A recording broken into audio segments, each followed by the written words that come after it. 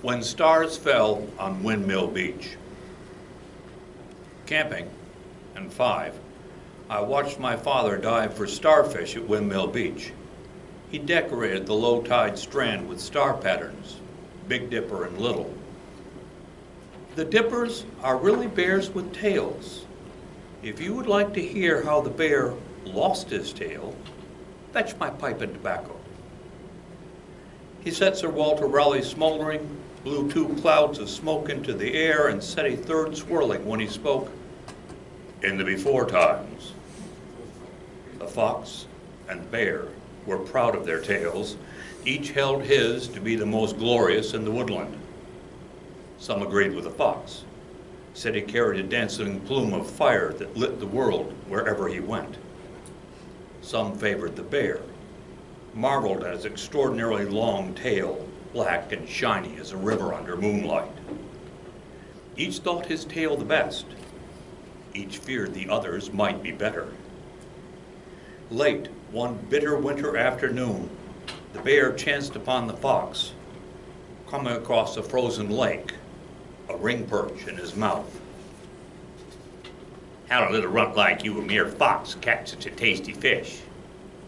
The fox laid the perch on the ice and pinned it with his paw to remind the bear that it was his. "With my beautiful tail." He flicked it back and forth like a furry flame. "A tail like yours, noble bear, could catch Grandfather Pike." "If you don't want to tell me, just say so. No need to lie. I'm not stupid, you know." But the fox knew the bear was stupid. Just a little, but it would be enough. "Surely, noble bear, you've heard of ice fishing. In the center of the lake, there's a hole in the ice. Stick your luxuriant tail in. When it goes numb, Grandfather Pike is circling. When you feel a sharp tingle, he has tangled his teeth in your lustrous, beautiful fur. Yank quickly and pull hard. Grandfather Pike is as long as your tail and nearly as big around as me." "Of course I've heard of ice fishing. We bears do it all the time. And big around as a fox is not very big at all." The bear trotted off toward the setting sun in the center of the lake. The fox munched his ring perch and watched the bear grow smaller. The bear found the hole in the ice just where the fox said it would be. When he lowered his tail into the water, it went numb, just as the fox said it would. He waited as the moon rose against the dark and wondered if Grandfather Pike would ever strike. But then came a sharp tingle, just as the fox said it would. He dug his claws in the ice and heaved to jerk that fish right out of the water.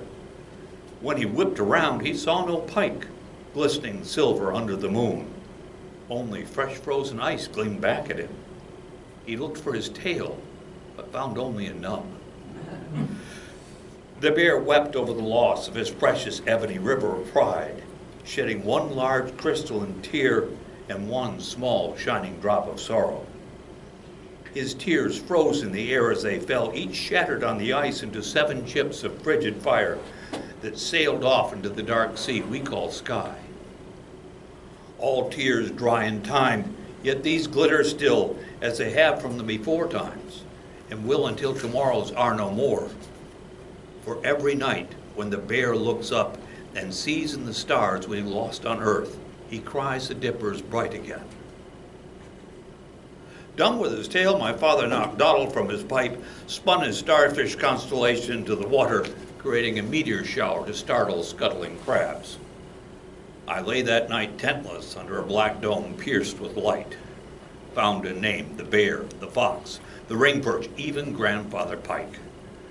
Bent the Milky Way into a bridge to save the animals Noah left behind, unicorns and griffins, every animal my father ever fabled a story with. Before I slept, I saw 3 stars fall, startling cars scuttling along the highway miles from the beach, in a world I would never return to.